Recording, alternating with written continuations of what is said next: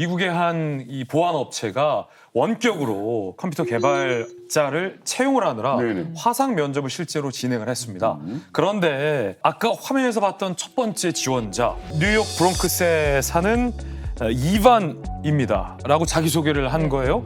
그리고 저는 한 11년 차 테크 엔지니어입니다. 라고 유창한 영어로 자기를 소개합니다. 네. 그래서 언뜻 보면 전혀 의심이 안 들어요. 말을 실제로 하고 있고 화상으로 영어로 그치. 면접을 하고 있으니까. 그런데 여기가 사이버 보안 업체였잖아요. 네. 혹시나 하는 마음에, 왜냐하면 이 딜레이라고 하잖아요. 입모양하고 음성하고 조금씩 어디가 미묘하게 틀어지는 거예요. 아, 파리 두꺼워 부를 때처럼. 그렇죠. 안녕하세요. 그렇지. Full stack engineering for 11 years, mostly involved in backend and front-end. 그래서 이 업체가 혹시나 하는 마음에 페이크인지 아닌지를 검증하기 위해서 하나의 프로그램, 검증 프로그램을 돌려봤더니 놀랍게도 가짜로 판명됐습니다. 이 사람이 쓴 기술이 쉽게 말해서 페이스 스와프입니다. 그러니까 얼굴을 교체하다는 겁니다. 갈아 끼는 거예요. 목소리는 김진희인데 얼굴이 이정민인 거야. 아니면 아예 가상의 얼굴을 끼고 있는 거죠. 이 이반이라는 사람의 케이스 같은 경우는 실제 사람이 있는데 쉽게 말해서 AI로 만든 마스크를 쓴 채 이렇게 인터뷰를 했던 거죠. 이런 식의 정교한 얼굴로 갈아 끼운 겁니다. 그렇죠. 이 이반이라는 인물의 IP 주소를 추적을 해봤어요. 해봤더니 북한 해커들이 많이 경유하는 러시아 하바롭스크로 확인됐습니다. 뉴욕이 아니었던 거죠. 모든 정황들을 고려해봤을 때 여러분 느껴지시죠? 네. 이 사람의 정체는 북한 해커였습니다. 당신은 지원자가 아닙니다. 여기서 끝이 아닙니다. 그 보안 시스템을 이 회사에서 또 강화를 합니다. 그리고 나서 2달 후에 또다시 인재 채용 공고를 내거든요. 네. 그랬는데 또 지원자 중에 아까 보셨죠, 두 번째 샤마르라는 친구. 네. 샤마르라는 친구가 나타난 거예요. 근데 이 사람 뭐라고 얘기를 했냐면 자기가 미국 사우스캐롤라이나 앤더스 대학 졸업생이라고 얘기를 했고 그다음에 여기저기 뭐 여러 IT 회사에서 개발자로 일했다고 소개를 했거든요. 아, 경력이 있다. 그런데 이 사람이 역시 알고 보니까 페이크였던 거예요. 그 취업 사이트에 등록한 신분증이 자마이카 신분증이었대요. 그리고 또 더 놀라운 건 이 회사에서 그동안 이제 지원했던 사람들 있지 않습니까? 쭉 전수조사를 해봤더니 이런 경우가 6번 있었다는 거예요. 계속 시도를. 얼핏 보면은 약간 진짜 그냥 원래 영상 통화는 저렇지. 그치. 예, 그런 생각을 하니까 의심을 안 한다면 속을 수도 있겠어요. 그런데 첫 번째 지원자보다 두 번째 지원자가 훨씬 더 약간 자연스러운 느낌. 맞아요. 또 음성이나 이런 것도 정말 말하는 느낌이어서 뭐 영어가 좀 모자란가 이렇게 생각하고 넘어간다면 이거 진짜 뽑혔으면 어쩔 뻔했냐고요. 이게 북한에도 챗GPT가 들어갔다는 얘기를 들었거든요. 근데 뭐 사용을 한다고 해도 북한에서 정보기관 이런 데서만 좀 사용을 할 수 있고 일반 주민들 같은 거는 사용할 수도 없는 거예요. 그래서 제가 지금 이걸 보니까 이렇게 신분을 속여가면서까지도 위장 취업을 한다 하니까 좀 너무 소름 돋는 것 같아요, 저는. 충격적인 영상을 하나 보게 됐거든요. 네. 그 영상을 같이 한번 보시죠. 좋아요. 뭐지?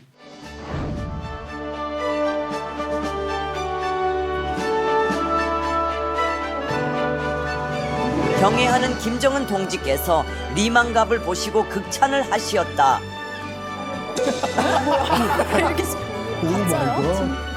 특히 남이석 동무의 진행에 감탄하시고 돌직구 동무의 날카로운 후라이에 경탄을 금치 못하시었다. 앞으로도 본방사수를 약속하시며 가능하면 북조선으로 데려오라는 지시를 하시었다. 대박이다 진짜. 돌직구 동무가 나야? 아니 근데 이 모양이 북에서 뵙겠습니다. 그러니까 이런 것 같아요. 말투는 조금 부드럽게 했고요. 목소리는 똑같습니다. 목소리 똑같고요. 입 모양이 너무 자연스러워요. 그러게. 아니, 저는 뭐 나름 뭐 전문가 아니겠습니까? 아나운싱의 전문가로서 보면은 부족함이 없고 지금 지적할 거리가 거의 없어요. 근데 저분 자체가 워낙 우리 국민 이거를 하는데 그 어색한 억양을 오히려 딥페이크가 따라갈 수가 없었네요. 그거는 재현을 못했어요. 네, 앞서 이야기했지만 이렇게 생각하시면 돼요. 저게 개인용 단말기를 가지고 이미 저렇게 만들 수 있다는 거예요. 저게 사실은 좀 나이가 있으신 부모님들한테 어떤 누군가가 내 얼굴을 가지고 맞아요. 목소리를 똑같이 흉내내서 엄마 나 지금 급하게 돈 필요해 사고 났어 영상 보내줘라고 했을 때 과연 나이 드신 분들이 저걸 분간할 수 있겠느냐 이렇게 생각해본다면 그러니까 이게 진짜 큰일이네요.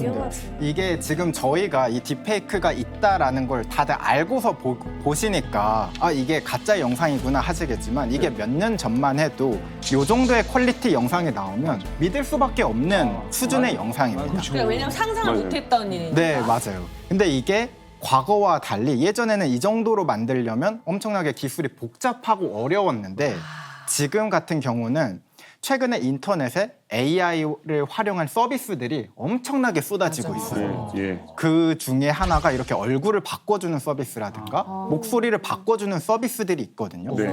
그래서 누구나 돈만 내면은 내가 원하는 목소리로 전화도 할 수 있고요. 와. 그리고 내가 원하는 얼굴과 내가 원하는 목소리로 실시간 영상 통화까지도 할 수 있습니다. 배경도 바꿀 수 있어요? 네, 배경까지도 다 조작할 수 있고요. 와, 진짜 그거 어떻게 하는 건데? 이게 이제 저희들도 지금 생각하면 무궁무진하잖아요. 활용 방법이. 그렇죠. 근데 이 무궁무진한 방법들이 범죄자들도 똑같은 생각을 하고 있기 때문에 최근 들어서 이러한 사이버 범죄나 해킹이 급증하고 있습니다. 이게 흥미로운 게요. 과거에는 이제 전문가들이 코딩이라고 해서 이제 코드를 집어넣고 수식을 넣어야 되잖아요. 그게 아니라 이제는 돈만 그냥 내면. 글로, 말로, 배경을 도서관으로 바꿔줘. 그러면 바꿔줘요. 인공지능이 그걸 알아듣고 엄청나다는 거죠.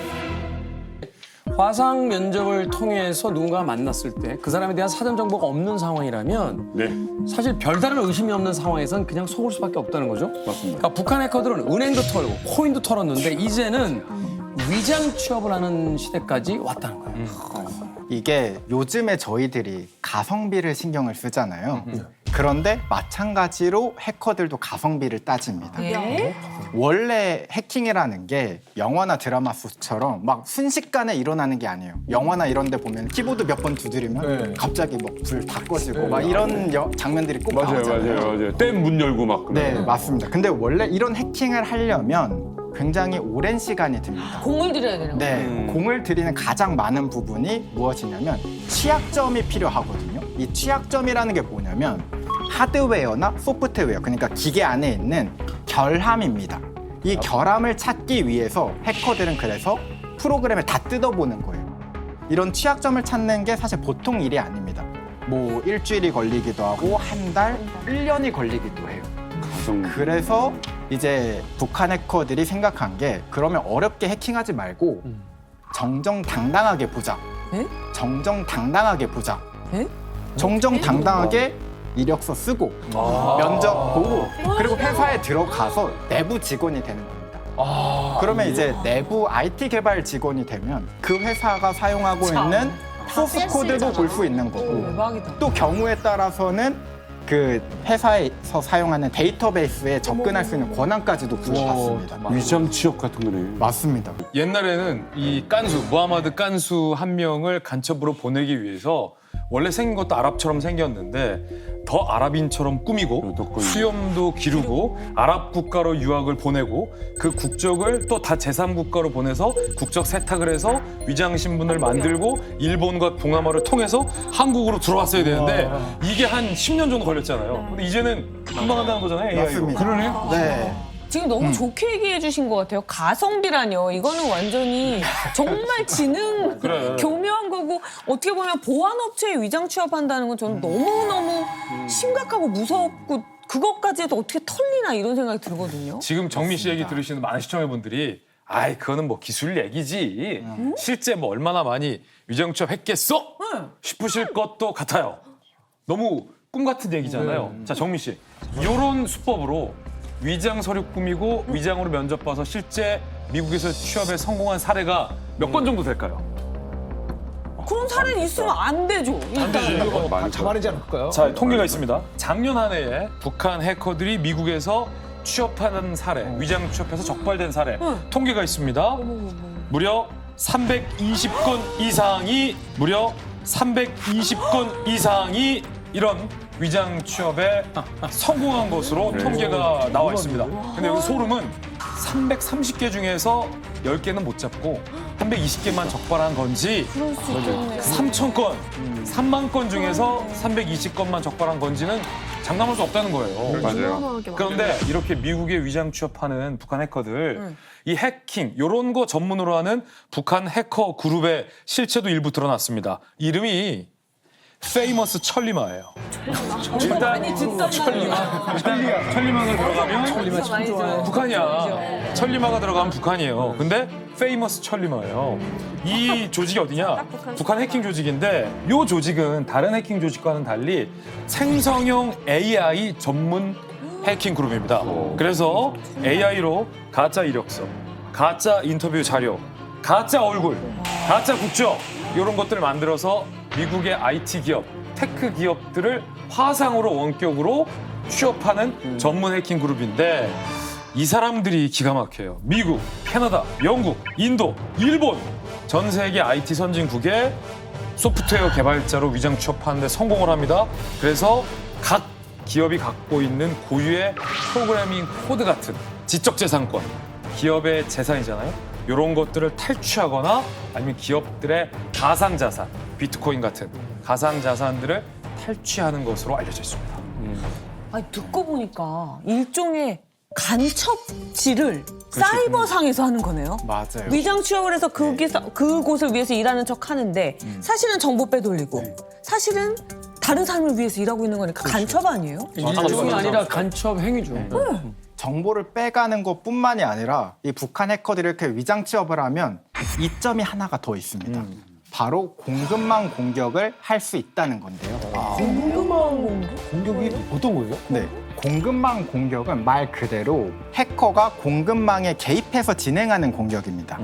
예를 들어서 제가 컴퓨터 제조 하청업체 직원으로 침투했다고 가정을 하면 제가 출근을 해서 컴퓨터를 만들 때 그 컴퓨터 안에 백도어를 심어두는 거예요. 다 하나씩. 그러면은 이제 저는 집에 와서 이 백도어를 통해서 그 컴퓨터에 원할 때 아무 거리낌 없이 그 컴퓨터에 들어갈 수 있게 만들어둔 상태로 컴퓨터가 출고가 되는 거고. 또 하나 문이 있는 거야 거기에. 그쵸. 어떡해. 그리고 그 컴퓨터들이 사람들에게 팔리게 되면은 저는 이제 앉아서 해킹을 수천 대, 수만 대를 할 수 있는 거죠.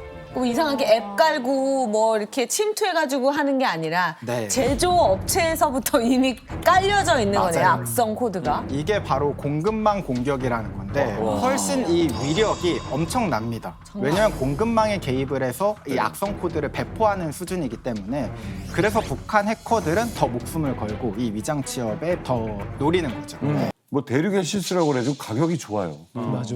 그래가지고 지금 이게 정말로 중국이 이 IP 카메라를 통해 가지고 이 정보를 캐고 있나 의심을 많이 했지 않습니까? 네. 그래가지고 아마존에서 파는 중국산 TV와 태블릿을 랜덤으로 조사한 적이 있어요. 네. 놀랍게도 조사 대상 100%에서 다 백도어 프로그램이 발견됐어요. 정말로요? 정말로요.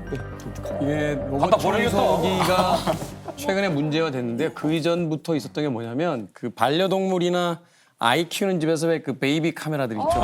외출했을 때 보는 여기도 해킹이 돼서 다 관찰이 되고 더 최근에 문제가 된 게 뭐냐면 아파트 단지에 인터컴이라고 해서 이 현관하고 되는 그 패드 있죠. 월패드. 그게 해킹이 돼서 그러니까 이 단지 하나만 해킹이 되면 그 단지에 사는 모든 집의 카메라를 다 볼 수 있게 돼요. 이게 사실 굉장히 심각한 문제가 됐어요. 그러니까 예를 들어서 메이드 인 차이나는 있지만 메이드 인 북한 뭐 이러면 누가 쓰겠어요? 그렇죠. 네. 맞습니다. 그래서 이런 공급망 공격에서 가장 대세가 되는 게 중국인데요. 그 이유가 중국은 중국 해커들 입장에서는 홈이잖아요. 그러니까 중국에서 제조하고 있는 전자기기 공장들이나 유명한 회사들이 중국에 많기 때문에 그냥 가서 설치만 하면 되는 겁니다. 근데 북한에서 만약 전자기기를 만들었다. 북한산 PC, 북한산 스마트폰 쓰시겠어요? 드론도 많고 널렸어요. 네. 이게 웬만한 강심장이 아니면은 그런 기기들을 잘 못 쓸 거예요. 그게 대중화가 되기 힘들다 보니까 북한 해커들은 해외로 나가서 위장 취업하는 게 훨씬 더 유리한 거죠. 살게 할 수 있어요. 사실 이제 그런 현실들을 북한도 너무 잘 알고 있으니까 이제 새로운 길을 계속 찾은 거죠. 이런 식으로 아예 이제는 아까 말씀하셨지만 월급도 받을 수 있잖아요.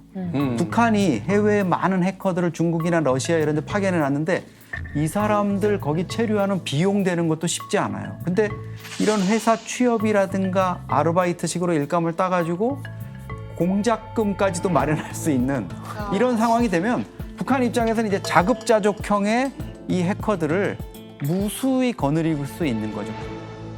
해외 기업들만 얘기했는데 멀리 갈 것 없이 우리나라 기업도 북한 해커에게 타겟이 된 적이 있습니다. 지난 2023년에 북한의 IT 인력이 우리나라 모 기업의 네. 해외 지사예요. 거기 위장 취업하려다가 예. 거기 출근하기 직전에 국정원에 적발된 적이 있거든요. 이 사람 보니까 졸업증명서랑 여권을 의조해가지고 외국인 신분으로 들어온 거예요. 그래서 고용 계약서까지 끝났습니다. 다 썼어요. 그러니까 출근하기 바로 직전에 우리 국정원에서 그걸 딱 적발을 한 거죠. 다행이네요. 예, 다행입니다.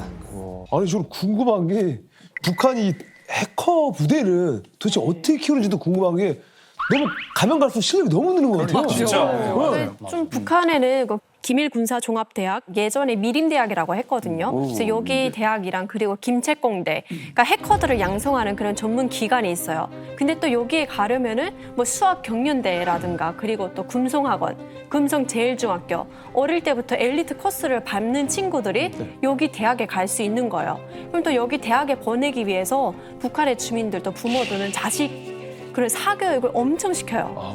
네, 그리고 또 출신 성분도 좋아야 되거든요. 여기 가려면은. 그래서 저희 사촌 오빠가 컴퓨터 대학 박사원까지 졸업하고 그 해외 돈 벌러 나가겠다고 그 중앙당 심사를 받고 막 그랬거든요. 근데 저희 사촌 오빠가 토대가 걸렸어요. 토대요? 네, 저희 삼촌이랑 숙모가 이혼을 하셨거든요. 그래서 그게 문제예요? 네, 그게 그 중앙당 팔가 담화를 하면서 문제가 된 거예요. 야, 이혼을 했는데 그럼 너희 아빠는 어디 있냐라고 했는데 저희 삼촌이 그때 당시 행방불명이었어요. 부리면 안 네, 그러니까 중앙당에서는 탈북했을 가능성도 있기 때문에 불합격이야 하고 떨어졌어요. 아이. 그래서 저희 숙모가 저희 집에 와가지고 아빠한테 막 한탄을 하셨어요. 그 집안 때문에 우리 아들이 이렇게 잘 나가는 아들, 천재 아들 신세가 망쳤다. 그러셨거든요. 근데 그 천재 아들도 그러면 잘 됐으면 해커가 될 수 있었잖아요. 그래서 이게. 어떻게 보면 지금 와서 보면은 저희 집에서 그 해커를 막은 거죠. 그러니까 저기서 근데 공부 잘하는 로망이에요. 시세가 근데 하는 얘기가 해외 나가면 돈을 잘 번대요. 해커를 하는 만큼 성과금도 받기 때문에 어떻게 보면 그 북한 내부에서는 월급이 없잖아요. 근데 해외 나가게 되면 달러를 벌어. 그러니까 컴퓨터를 배워서 해외를 나가는 게 로망인 거예요. 아니 어떻게 그래서 한 위험하죠. 국가에 그렇게 뛰어난 인재들이 다 범죄자가 돼야 된다는 거죠. 근데 이 친구들이 또 하는 말이 있어요. 늘 하는 말이 해킹하러가 이게 그냥 직업처럼 말해요. 나 해킹하는 직업이야. 자랑스럽게 말해요. 그럼 해킹 자연스럽게 들으면서 성장했죠, 저는. 북한 해커들의 일상을 이렇게 듣게 되면 살짝 조금 우리나라에서 정보 보안이 그만큼 대우를 받지 못하거든요. 그러다 보니까 북한에서는 이렇게 똑똑하신 분들이 다들 몰리잖아요. 근데 여기에 더해서 북한 해커들이 실력이 뛰어난 이유가 수많은 실전 경험이라고 저는 생각을 하거든요.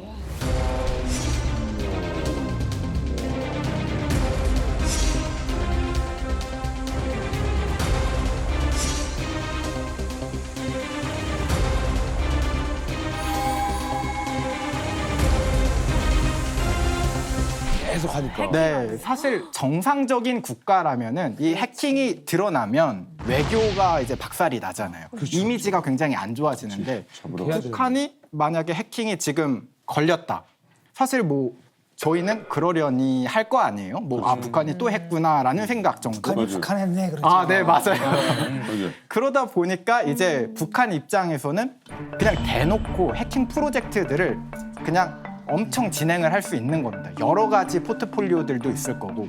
그러니까 그 실전 경험을 토대로 해서 똑똑한 분들이 이 해킹 기술력이 높아진 거 아닐까라는 생각이 듭니다. 우리나라 같은 경우야 누가 다른 거를 해킹하다가 발각되면 그건 법적인 책임을 지고 그게 위험이 있지만 그렇지. 그 국가 장려 사업인데 성공하면 상금 주고 걸리면 집 옮겨줄 것 같아. 네, 맞아요. 자, 지금부터는 단독 보도입니다. 이거 도직구에서도 안 한 보도. 이만갑에서 풀어놓겠습니다.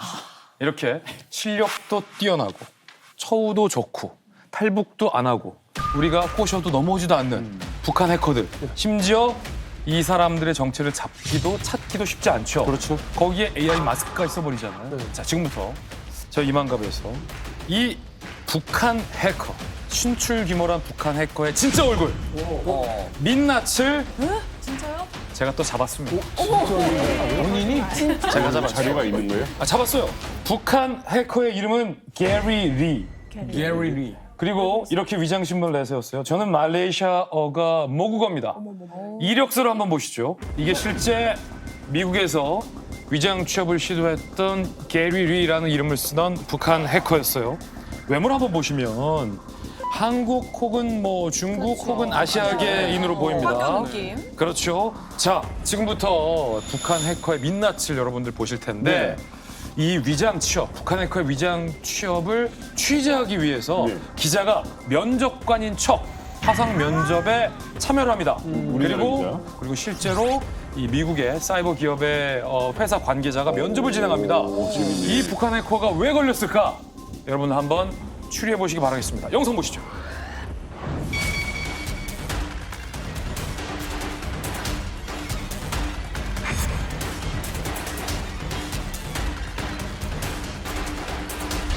북한 해커들을 알아낼 수 있는 위험 지표를 명시했습니다. 군복을 입은 것처럼 보입니다.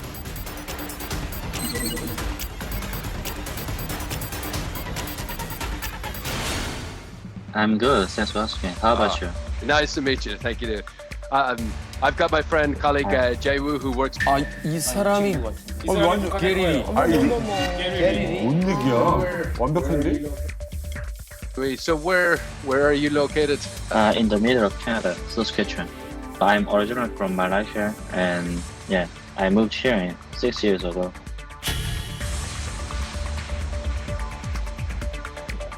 영어도 되고. 말레이시아는 또 아닌데. 근데 억양이 약간 So what are you looking for in your next role? What do you want to do in your next position? Yeah, so I want to focus in the smart contract development area. In terms of salary, what are your expectations? I'm looking for 120K per year. 뭐야? 연봉이 말도 안 되잖아.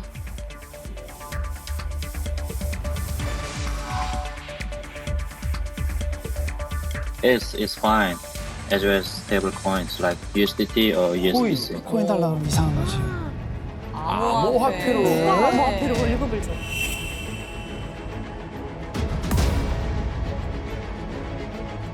I have a question. So, do you speak Korean language? No? Oh. 아, 눈치를 챘네. 도망갔어. How do you explain that? Maybe Jay Woo, do you want to check if he speaks another language? 동무, 블라디보스토크에 했습니까? 동무, 블라디보스토크에 했습니까? 동무, 블라디보스토크에 했습니까? 동무. Oh, 좋았어. 소름. 동무. oh. He's definitely North Korean. Oh, 100% he's North Korean now, and you can Yeah, see in his looks eyes. like it. 와. 어머머머머 어떡하니. 뭐야. 동무 러시아에 있습니까? 하니까 꺼버린 거죠. 근데 요 문제 어떻게 외국인 면접관과 RFA 기자는 이 사람이 북한 사람이다라고 의심을 했을까요? 뭐 때문에? 그러니까 아니 그거 아니겠어요? 그 봉급을 갖다가 암호화폐로 받겠다. 갑자기 그런 것도 있죠. 그러네. 코인으로 샐러리 달라고 한 점이 이상하다고 했지만 그건 사실은 의외로 이유가 아니었어요. 왜냐면 여기가 암호화폐 전문 플랫폼이었어요. 그래서 많은 개발자들은 실제 샐러리를 암호화폐로 지급을 하고 있었기 때문에 그걸 또 노렸죠. 저는 아마 그 사람이 지역에 대해서 좀 의심이 갈 것 같아요.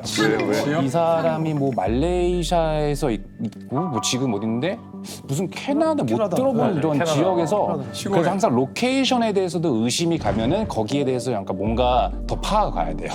그래서 저는 제 입장이지만 저는 그게 아마 지역이 좀 문제이지 않을까. 저는 이력서하고 말투보다는 지역에서 레드 플래그가 나온다라고 봅니다. 근데 그 아까 그 게리 리? 그러니까 뭐 자기가 위치하고 있다고 밝힌 곳이 캐나다의 서스케처원 주라는 곳이거든요. 이게 중부에 있는 곳인데 여기는 사람보다 곰이 더 많아요. 이게 진짜로. 진짜 농담. 진짜로. 지리산 속에. 여기가 캐나다 중부에 있는 주인데 면적이 대한민국의 3배예요. 대한민국 3배인데 인구가 120만 명밖에 안 돼요.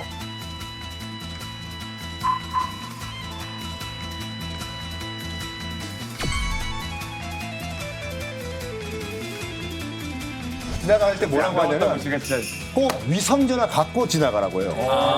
중간에 이게 핸드폰이 끊겨. 공이 있으면 있지. 북한 해커가 여기 왜 있냐고. 일부러 그런 거네요. 그러니까 아는 지인들 겹치지 않게 가장 모르는 곳을 된 거네요. 사람이 있는 게 더 어색해요, 거기. 이거는 해커들이 종종 쓰는 트릭 중에 하나라고 볼 수 있는데요. 이런 뭐 뉴욕이나 뭐 샌프란시스코 대신 그거 말고 이런 조그만 시골 마을에 있다고 얘기하는 건 왜 그럴까요? 왜?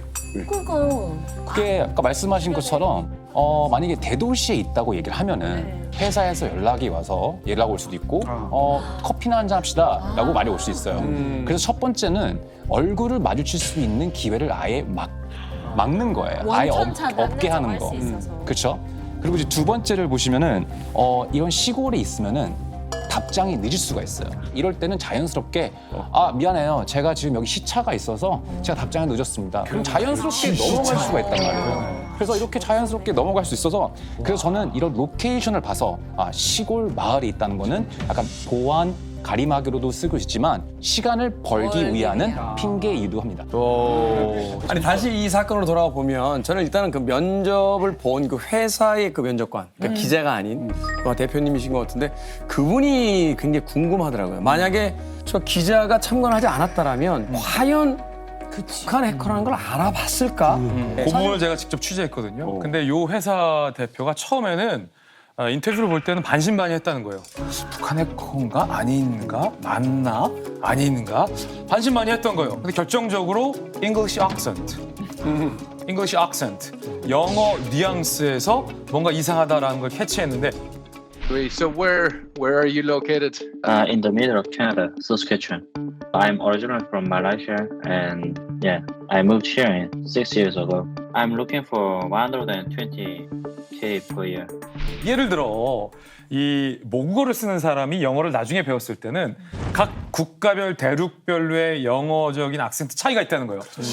영어를 전공한 우리 또 헌터리와 썬킴 두 분께 제가 같은 대학이에요. 알겠어요. 아주 쉬운 문장을 영어로 해달라고 할 텐데 그냥 우리나라식 영어 말고 미국 본토 느낌으로 했어요. 자, 나는 집에 가고 싶어. 헌터리. I wanna go home. 헌터리. I wanna go home. 썬킴. I wanna go home. 자, I wanna go home. 자. 평상시 말을 왜 자꾸 흉내내? 둘 중에 북한 해커는 누굴까요? 북한 해커는 누굴까요? 아니, 영무야. 진짜 자신감이 없었어? 다시 해봐. 형 자신 있게 해봐. EBS 옛날에 강사였잖아. 다시. I wanna go home 했잖아요. 클래스가 그래도 학교 선배인데. 그렇지. I would like to go home. I would like to go home. 자, 그런데 여기 보세요. 둘은 진짜 미국 사람 영어잖아요. 근데 한국 사람이 다 그런 건 아닌데 특유의 대체적으로 이걸 한국 사람들이 하는 영어는 뚝뚝 끊어 읽는데요. 그래서 한국 사람들이 일단 앞부분을 끝맺음을 해야 돼요. I want go home. 이런 식으로 한국 사람 한다는 거죠. I want go home. 이렇게 끊어서 한다는 거죠. I want go home. 그렇지. 우리가 듣기에는 이게 편해. 근데 한국이 뭐라고? I wanna go home. 자, 썬킴. I'd like to go home. 해커다. 원하는 말입니다.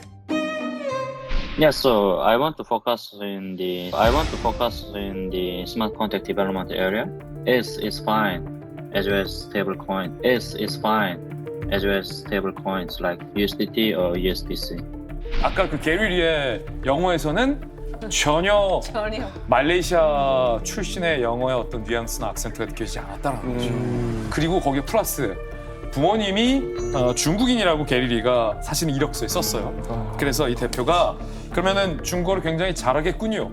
라고 물어보니까 게리리가 초등학교 수준밖에 못합니다.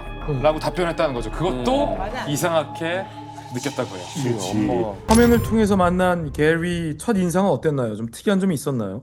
저는 처음 봤을 때 좀 생김새만 봤는데도 좀 편견일 수 있지만 북한 사람이구나 이렇게 생각을 했거든요. 생김새가 딱 짧은 머리에 북한 군인처럼 생각돼서 너무 제가 북한 매체에서 항상 봐오던 북한 청년의 이미지랑 비슷해서 진짜. 첫인상 좀 그렇게 생각했던 것 같습니다. 그렇지. 헤어스타일이야. 옷도 그렇고 바리깡. 옷 입는 스타일도 그렇고. 가위질. 맞아, 이쪽으로 밀고.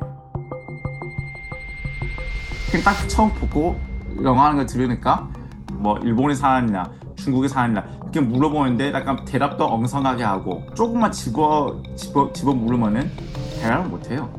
그래서 제가 그 들으면서 오케이 약간 우리가 그 전에 공부한 북한 해적 패션하고 비슷하다 똑같다. 놀라운 게 자기 진짜 얼굴을 드러내놓고 활동하는 건데 자기 얼굴을 이렇게 드러내는 이유는 뭐라고 생각하세요?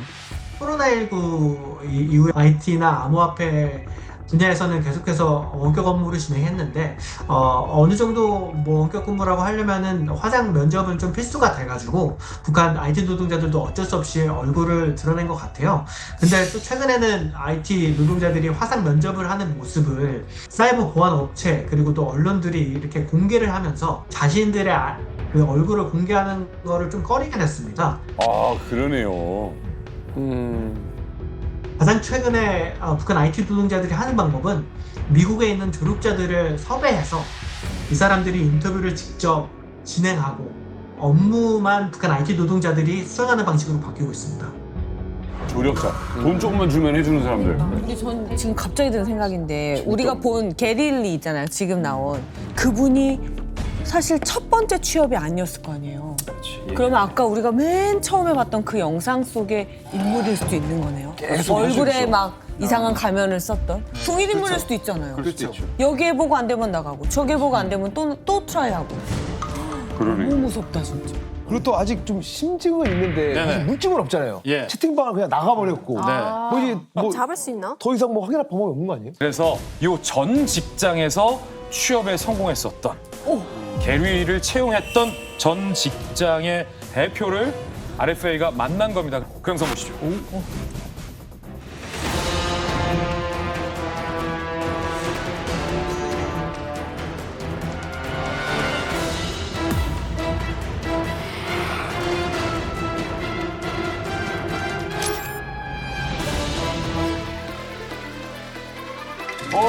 같이 일했던 사람이래요. Remember, and if, I can go check back at my notes and conversations, etc., is that he essentially reached out to us. We were looking to hire smart contract engineers. He reached out to us, I think on LinkedIn or one of the job ads, and he said, I'm very much interested in doing smart contracts, and I want to work on this NFT platform that we had under development at the time. And so we interviewed him, and he seemed to go all right. Myself and I believe Kwan, our CTO as well. And then we basically hired him. He would always, as I recall, he would always invoice us like enormous amounts of hours, right? He would say, I'm constantly working 10 hours a day, 7 days a week without fail. Every single day it was 10 hours, right? And so eventually I asked him, could you please explain, could you please itemize like each day what you do, right? And then so he created a spreadsheet and he said, I worked on this, I worked on that.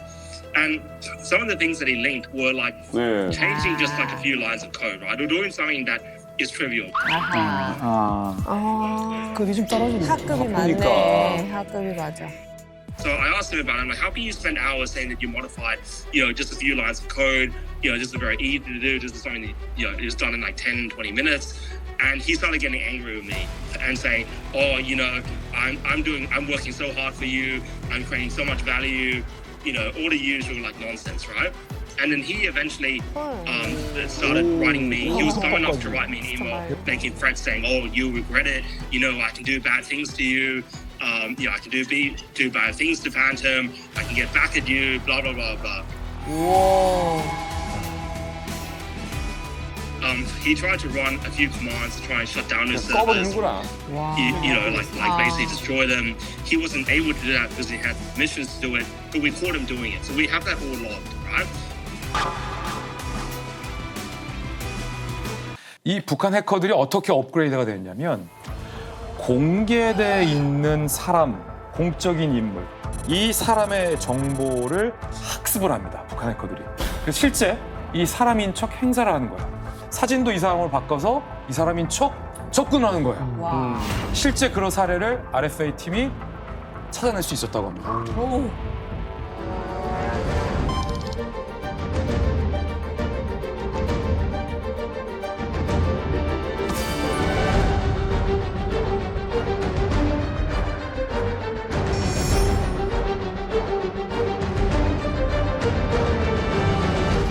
잭슨 그레이엄. 박 기자님, 유진차, 잭슨 그레이엄 이런 인물들의 프로필을 추적하셨는데 어떤 점이 좀 특히 수상했나요? 형주 씨가 입수한 FBI 기소장으로부터 시작했는데 노동자들이 만든 가짜 회사 이름이 있더라고요. 그래서 그거를 저희가 검색해 보니까 아직 링크드인에 계정이 남아 있었고 그 유진차, 잭슨 그레이엄 그 특정 인물들이 나왔어요. 그래서 그 프로필 사진을 구글 사진 검색으로 찾아보니까 전혀 다른 인물들이 나오고 있더라고요. 한국에 계신 교수님의 좀 사진을 도용하기도 했고 좀 외국 사람을 도용하기도 했고 와. 이름과 이력은 똑같았는데 사진이 전혀 다른 사진들로 계속 바뀌더라고요. 그래서 이거는 그냥 해킹을 위해서 만들어진 계정이다 이렇게 생각하고 취재를 했던 것 같습니다. 재밌다.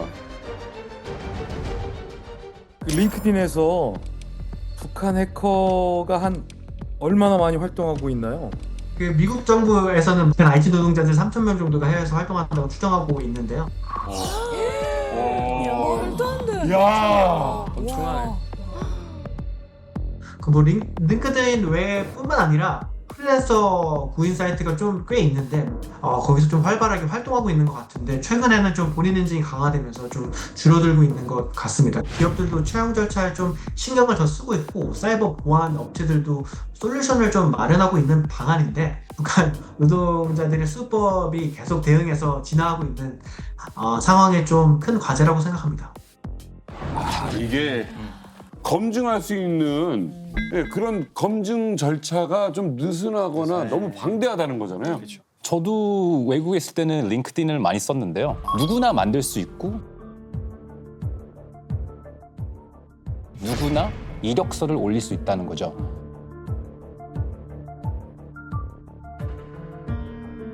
이거는 이제 누구나 만들 수 있는 링크드인 프로필인데 다른 점이 뭐냐? 이 SNS 링크드인은 자기가 이력서를 올려서 취업 장터라고 생각하시면 돼요.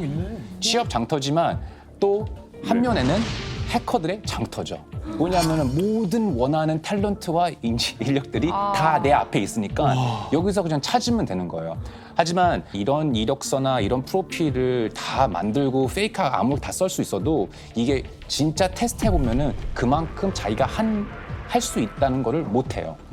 채용했어도 이 사람이 이런 뭐 파이썬, 코딩 이런 거 진짜 잘하네. 여기서 일했었네. 근데 이거를 인터뷰에서 너 그럼 이런 거 할 수 있어? 아까 인터뷰 하실 때 그분이 나한테 7일 동안 10시간씩 일해가지고 이런 거 다 했다는데 실제 보니까 실력하고 이런 건 별로 없었다. 별로 이제 코어가 많이 없었다. 이런 걸 바로 알아낼 수 있잖아요. 그렇기 때문에 링크드인에서는 되게 조심해야 돼요.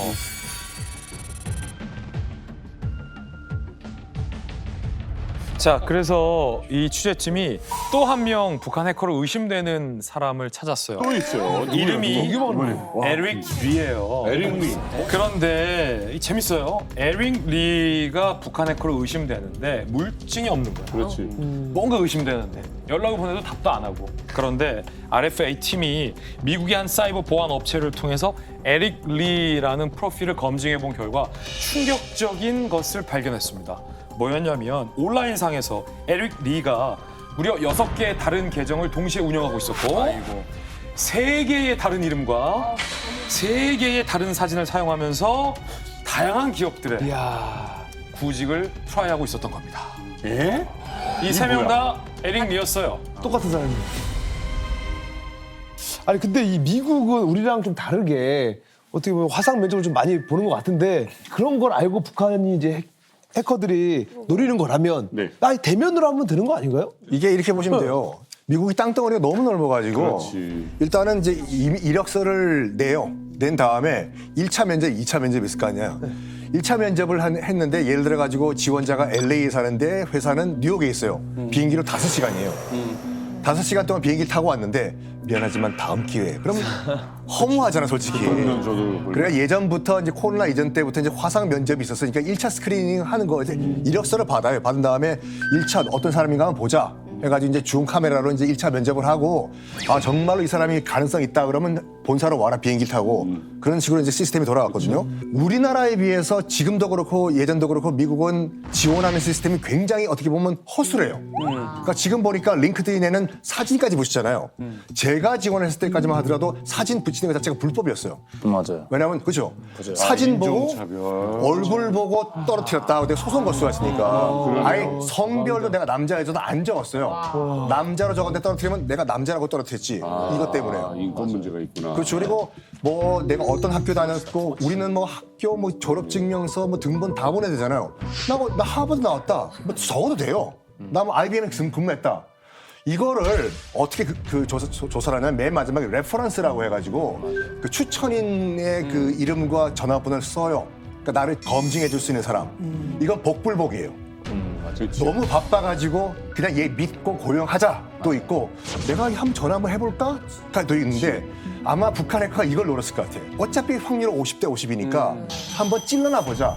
전화를 해가지고 내가 가짜라는 거가 등통을 하면 다음 기회에 하면 또 다른 데가 지원하면 되는 거고 만약에 검증이 안 됐다 하면 취직되는 거예요. 결국 이제 실패하면 또 바꾸고 그렇죠. 또 맞아, 바꾸고 맞아. 해서 이게 저 링크드인에 이제 프로필 3개가 남아있는 이런 상황이 이제 벌어지게 되는 거죠. 이 사람이 하급 해커인지는 모르겠습니다만 돈 욕심은 어마어마합니다.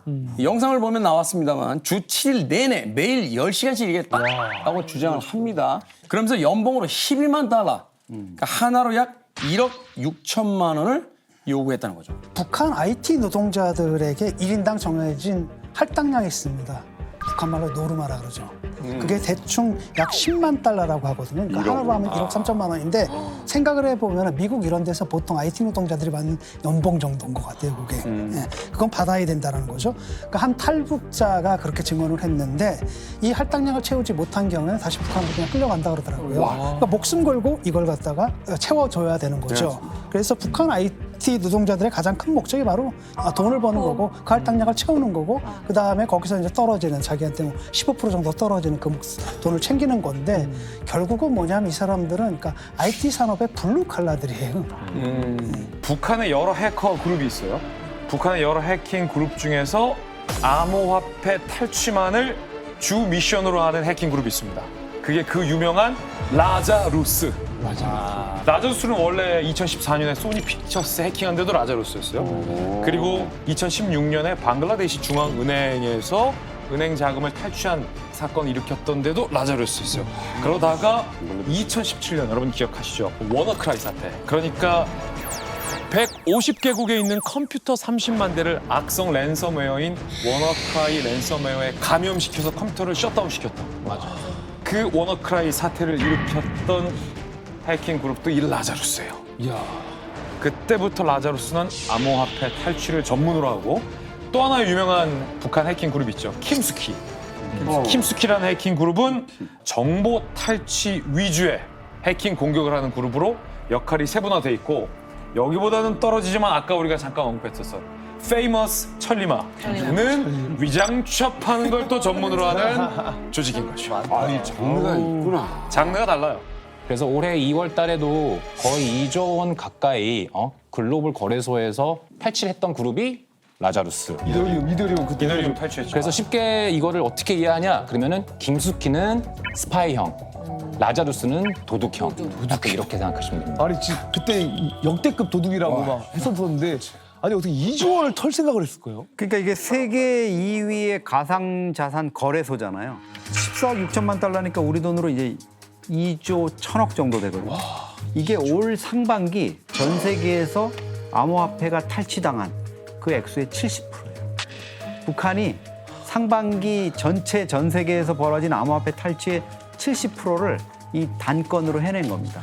뭐 북한 소행이 너무 명백했기 때문에 연방수사국 FBI도 바로 한 나흘 만에 이건 북한이다 해가지고 라자루스다 하고 이제 지목을 했거든요. 세계 최고 수준의 보안 이거를 이제 뚫렸다 이래가지고 그 뒤에 국제적으로도 이건 북한 라자루스의 이 악명을 다시 한번 떨치는 이런 계기가 됐습니다.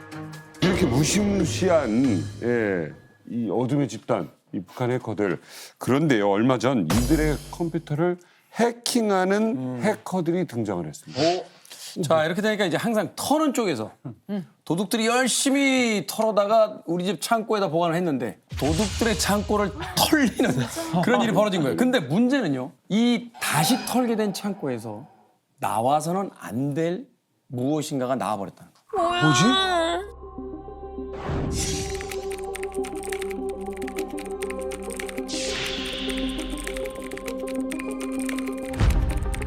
김원수님 아니에요? 화이트 해커? 아닙니다. 당황해하면서 친구 아니에요? 친구 아닙니다.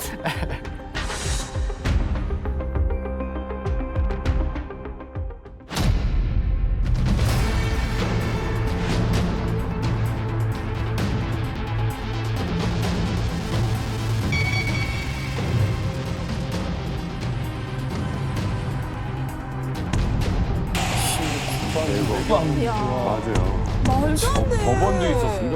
법원이 털렸었죠. 법원 기록이. 어떡해.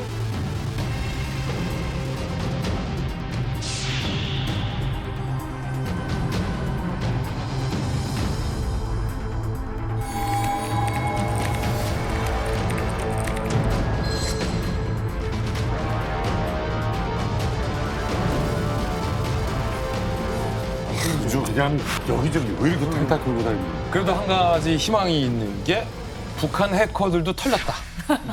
이게 뭐야, 지금? 지들도 털린 거예요. 네. 그러니까 이 과정이 미국 보안 전문지 프랙의 하나의 어떤 보고서로 올라옵니다. 아이디가 세이버와 사이보그라는 화이트 해커 둘이에요. 이 둘이 우연히 한 컴퓨터를 해킹했다가 뭔가 좀 이상한데라고 해서 자세히 살펴보니까 해킹한 컴퓨터에 북한 정찰 총국 산하의 해커 조직, 우리가 얘기했던 김숙희와 관련된 단서들이 그 안에 우글우글 바글바글 있었던 거죠. 그래서 보고서명이 이래요. APT down the North Korea files. 그러니까 화이트 해커들이 운 좋게 털었는데 김숙희 관련된 정보들이 대거 나왔다. 저도 그래서 이 보고서를 보고 이 자료들을 한번 이렇게 열람을 해봤는데 정말 놀랍습니다. 네. 있어서는 안 될 자료들도 많이 있었고요. 여기를 이제 노렸던 게 이제 김숙희거든요. 이 김숙희의 메인 타겟은 우리나라 정부나 혹은 미국 정부. 이 두 타겟이 주요 타겟이고요. 이 김숙희가 주로 사용하는 그리고 가장 좋아하는 해킹 수법이 있습니다. 그 수법은 바로 사람을 속이는 사회공학 기법이라고 하거든요. 이 사회공학 기법은 시스템을 직접 뚫기보다는 사람을 속여서 침투하는 방법을 말해요. 예를 들어서 뭐 피싱, 똑같은 로그인 페이지를 만들어서 공무원들한테 뿌립니다. 그러면 거기에서 한 사람이라도 아이디와 비밀번호를 썼다면 그 사람의 계정으로 우리나라 정부 시스템에 들어오는 거죠. 혹은 뭐 악성 메일이라고 해서 악성 코드를 첨부한 메일을 보내기도 하고요.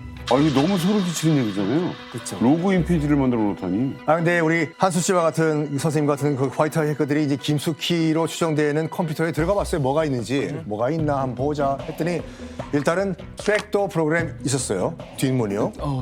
그리고 또 이 백도어 프로그램, 뒷문 프로그램을 어떻게 사용을 하는지 가이드라인도 또 있었어요. 이렇게 뭐 사용을 하라.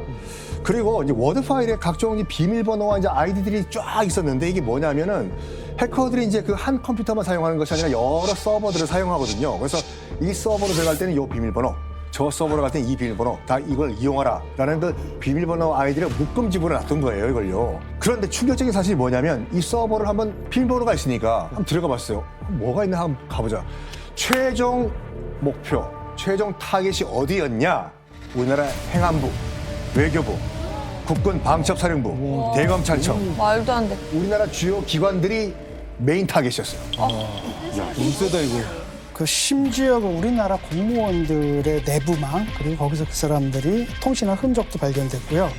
또 KT와 U+ 같은 이동통신사의 DB 데이터베이스하고 네트워크 장비, 그다음에 서버들의 계정 정보까지 그 안에 들어 있었다고 합니다. 물론 이제 뭐 내부망에 이제 침투한 흔적이 있다 그래서 우리 뭐 내부 정보가 다 털렸다라고 볼 수는 없지만 적어도 한 가지 확실한 건 뭐냐면 지난해부터 올해 6월에 이르기까지 한국 정부와 기업들에 대한 아주 대대적인 해킹 공격이 있었다라는 거고요. 공격의 대상이 된 거기에는 국가 기밀에 속하는 사안들도 상당히 많이 들어 있었을 거라는 겁니다. 이 공격 대상이 주로 한국 정부 기관들만 골라서 털고 있었다. 그리고 두 번째는 이 킴스키가 주로 사용하던 악성 코드들이 있는데 그 악성 코드들이 이 컴퓨터에서 발견이 되었고 그리고 킴스키가 주로 사용하는 해킹 도구들이 있습니다. 프로그램들이 여기에서 똑같이 발견이 된 거예요. 그리고 공격 패턴, 사회공학 기법을 좋아해서 피싱 페이지들을 운영하는 것도 여기서 나왔고요. 그래서 이건 킴스키다. 그리고 세 번째는 컴퓨터의 언어 설정이 한국어 설정으로 되어 있었어요. 그래서 이거는 북한의 킴스키다라고 생각을 했는데 여기서 조금 더 재밌는 단서가 하나가 더 나옵니다. 뭔데요? 이 컴퓨터의 공격 로그를 분석해 보니까요. 정확히 아침 9시에 해킹 공격이 시작되어서 저녁 5시에 해킹 공격이 끝납니다. 아유, 성삼이네. 근데 이게 나이스 파이. 정말 이게 요즘 MZ들도 누리지 못할 워라벨인데 어떻게 5시에 컴퓨터를 땡 하고 끌 수가. 이게 9시부터 5시까지 꾸준히 이 근무한 티가 나는 거예요. 사실 저는 이걸 보면 블랙 해커는 아니다. 라고 생각을 하거든요. 네, 그래서 저는 블랙 해커는 이런 워라벨이 나올 수가 없어요. 밤새 네, 하고 밤새 주말에도 하고 이래야 하고. 되는데 그럼 이거는 노동법 준수했잖아요. 공무원이다. 그러니까 그래서 저는 쉽게 해서 이거네요. 이거는 개인이 뭐 밤늦게 혼자서 하고 이런 게 아니라 이건 사무실에 딱 모여서 다 맞아요. 출근하고 퇴근 시간까지 열심히 일하자. 네. 그래서 저는 이런 걸 오피셜 해커다. 국가가 배후에 있는 거죠. 그러니까 이게 워라벨이 지켜질 수 있는 거지. 생계형 블랙 해커들은 이거 일 좀 덜 못하면 뭔지 알겠다. 돈을 못 벌어요. 네. 끝나고 나면 5시 이후에는 이제 자기 개인 돈 버는 맞아요. 일 아까 했던 일을 해야 되는 거니까. 네. 맞습니다. 근데 우리나라의 이런 유관기관에 대해서 수많은 해킹 공격을 하고 있는 배우 중에 하나가 북한 말고 또 있어요. 중국. 중국? 그래서 사실은 많은 전문가들 중에서 또 일부는 북한일 수도 있지만 중국 소행일 수도 있다라고 이 대목을 의심하고 있기도 하거든요. 특히나 이제 9to5다라고 했으면 북한보다는 중국 쪽에 가깝다라는 주장도 있어요. 하나의 또 증거가 있어요. 뭐냐면 아까 그 컴퓨터 주인이 우리나라 통일부의 해킹도 시도했는데 거기에 돼 있는 예상 비밀번호 리스트를 보면 유니코리아 123달러, 그다음에 유니코리아 1 느낌표, 유니코리아 100, 유니코리아 625. 625라고 돼 있죠. 625. 그러니까 이거 야 북한 같기도 한데 그런데 또 한편으로 보면 아니야 중국일 수도 있어. 알쏭알쏭한 거죠. 북한이라면 저렇게 자기들 정체가 드러날 비밀번호를 쓰지는 않을 것 같고 마치 저 비밀번호를 썼을 땐 북한으로 오인해라 이런 느낌이 강하다는 거죠. 일부러. 근데 지금까지 딱 요거를 보면은 나 북한 사람입니다라고 사실 광고하는 것 같은데 북한이 아니라 중국이랄 수도 있다는 거예요? 자, 제가 몇 가지 단서를 한번 제시를 할 테니까 과연 중국 해커의 가능성이 있나 여러분들이 한번 판단을 해보십시오. 첫 번째가 뭐냐면 소스 코드에 주석이 달려 있거든요. 주석이 다 중국어예요. 12345 오리치파 구슬 이런 식으로. 그다음에 두 번째는 뭐냐면 이전에 이제 중국 해커 그룹이 쓰던 방식과 거의 비슷해요. 그 해킹 수법이요. 그리고 세 번째가 약간 단서가 될 수도 있는데 뭐냐면 한국어 문장을 구글 번역기로 중국어 또는 영어로 번역을 한 흔적이 있어요. 그 말은 뭐냐면 이 해커가 일단 한국말을 모른다는 얘기예요. 중국어랑 영어가 더 익숙하다는 얘기죠. 결정적으로 로그인 기록을 보면요. 이 해커들이 중국의 청명절, 노동절 단어에는 쉬었다는 거예요. 중국인들 그때 할같이 쉬거든요. 일하다가 탁 한다고 놓고 나가요 그냥. 이게 북한 해커라면 야 오늘 청명절이고 단오인데 여기 중국 명절인데 우리 쉴 거야? 공모? 할 리가 없다 이거죠 지금. 그렇죠. 그래서 이제 그 해커 패턴을 봤을 때 이거는 한국어에는 익숙하지 않은 중국인의 가능성이 매우 높다. 이런 추측이 가능한 거죠. 사실 반박하기가 조금 힘들어요. 그래서 이게 공격 수법이나 사용한 도구들을 보면 킴스키가 사실 아주 유력하거든요. 근데 이 해킹을 한 사람은 중국인인 것 같다라는 거죠. 그래서 이거 두 가지로 이제 갈리고 있는데 저는 이 두 가지가 모두 다 맞을 수 있는 교묘한 방법이 있다고 생각을 합니다. 바꿔서. 이 북한의 해커 킴스키 조직에서 중국인 용병을 단기 계약을 한 겁니다. 그래서 이제 중국인 사무실에서 일을 한 거죠. 그럴 가능성도 있다. 왜냐하면 이 중국 해커와 북한 해커는 예전부터 교류가 굉장히 많았어요. 사용하고 있는 해킹 도구라든가 악성 코드들도 많이 교류를 하기 때문에 거기에서 중국 언어가 있는 악성 코드 가이드가 있다고 해서 주석이 있다고 해서 단순히 중국인이다라고 이야기하기 쉽지 않은 게 중국이 북한에게 굉장히 많은 인프라를 제공하기도 하거든요. 아시다시피 이제 북한 내에서는 해킹을 못 해요. IP가 북한으로 찍히면 안 되잖아요. 그렇죠. 그래서 외국 나가서 이제 해킹을 해야 되는데 북한 입장에서 봤을 때 가장 만만한 게 러시아랑 중국인데 러시아에서 해킹하면 딱 보이잖아요. 동양인이니까. 근데 중국 가면은 입만 딱 닫으면은 중국인인지 북한인지 몰라요. 아시다시피 심양 있잖아요. 선양은 제2의 북한이라고 할 정도로 보위부 깔려 있고 보위부가 운영하는 호텔도 있었고 이제 그 북한 초상 휘장 있잖아요. 이거 달고 다니는 사람도 많아요. 심양에는요. 그러니까 거기서 이제 해킹을 할 가능성이 많은데 저는 이게 포인트라고 생각해요. 비트코인이요. 비트코인을 갖고 있으면 아무 의미가 없어요. 이거. 그렇죠. 현찰화를 시켜야 되거든요. 그렇죠. 결국은 팔아야 되잖아. 누군가 환전을 해줘야 돼요. 현찰로. 그걸 누가 해주냐. 아니 북한이 해킹한 걸 뻔히 아는데 영국이 해주겠어요? 프랑스가 해주겠어요? 그래, 이거. 중국밖에 없어요. 그러니까 중국 내에서 해킹을 하고 중국 환전상이든 어떤 그 은행이든지 이걸 환전해 준 다음에 우리 n분의 1로 나누자. 그 대신 우리도 사무실도 제공해주고 우리도 모른 척 할 테니까. 그렇죠. 그 대신에 너희들 뭐 기술력 필요하냐? 그럼 중국 해커들 알바 좀 붙여줄게. 단 우리가 이번 한 거만큼 너희들 그 비트코인 n분의 1로 나누자. 했을 가능성도 있다 이거죠. 근데 이게요, 지금 결론은 그거네요. 그러니까 중국이다, 북한이다가 지금 중요한 게 아닙니다. 지금 어차피 털렸어요. 털리고 우리 기관, 정보기관 뚫렸고요. 이 북한 해커의 이 공격이 사실은 이제 우리나라와 북한 정도의 문제가 아니고요. 국제 안보를 흔드는 수준이에요. 그러니까 이게 해커 대 해커, 나라 대 나라의 문제를 넘어서 이제 글로벌한 어떤 안보에 대한 문제가 된 건데 이게 사실은 막기가 쉽지 않은 거죠. 그런데 이제 한미일이 이 사이버 보안 이 부분에서는 사실 너무 잘 뭉치고 있어요. 지난 8월 27일에도 도쿄에서 한미일 3국이 공동 성명까지 냈거든요. 이게 왜 그러냐면 이 자금줄 자체가 지금 뭐 그냥 몇백만 불 정도가 아니지 않습니까? 뭐 몇 조 원 규모로 이렇게 되면 전체적으로 북한이 뭐 용병을 파견하고 또 다른 인력을 송출하고 이렇게 벌어들이는 돈보다 훨씬 이게 많은 캐시를 그냥 벌크 캐시를 쥐는 거니까 대량 살상 무기, 핵이나 미사일 개발 자금으로도 흘러가니까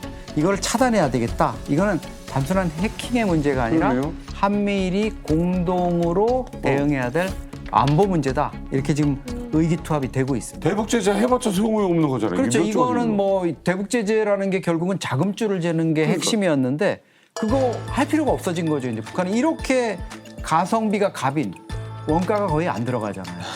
다른 거는 하려면 예를 들어 파병을 용병 형식으로 해가지고 돈을 벌어들이려도 병사들이 많이 죽고 이러면 리더십에 위기가 올 수 있고 이런 부분이 있고 또 다른 외화벌이 불법적인 거 뭐 하다 보면 꼬리가 밟히잖아요. 그렇죠. 근데 이거는 아주 완전 범죄로 또 어마어마한 캐시를 벌어들일 수 있는. 1년에 또 평양에서 한 300명씩 계속 만들어가지고 또 인력은 또 계속 수급이 가능하고요. 영재는 계속 컴퓨터 영재들은 계속 양성돼서 현업에 투입이 되는. 능력자들은 더 많을 테고 지금 계속 또 경험이 쌓일 테고. 자, 각종 AI 기술로 이제 위장 취업을 하는 북한 해커들인데 아무리 보안 기술이 뛰어나다 하더라도 그 보안 기술을 뛰어넘는 또 다른 또 해킹 기술들을 보여주고 있습니다. 그렇다면 이 북한의 해커 부대를 근본적으로 좀 막기 위한 그런 방법이 있다면 뭐가 있을까요? 저희가 귀찮더라도 정말 지켜야 되는 습관들이 있거든요. 뭐 2차 인증을 한다거나 아니면 의심되는 프로그램을 다운로드 받고 실행하는 것 자체. 이게 나는 절대 안 해. 라고 생각하시겠지만 아마 은연중에 하실 수도 있어요. 어떤 프로그램을 무료 다운로드, 나 이거 돈 쓰고 하고 싶지 않은데 이런 걸 가지고 찾다 보면은 해킹 당할 가능성이 크거든요. 그래서 그러한 사소한 습관만 지키셔도 해킹 당할 가능성을 현저하게 줄일 수 있다라고 이야기를 드리고 싶어요.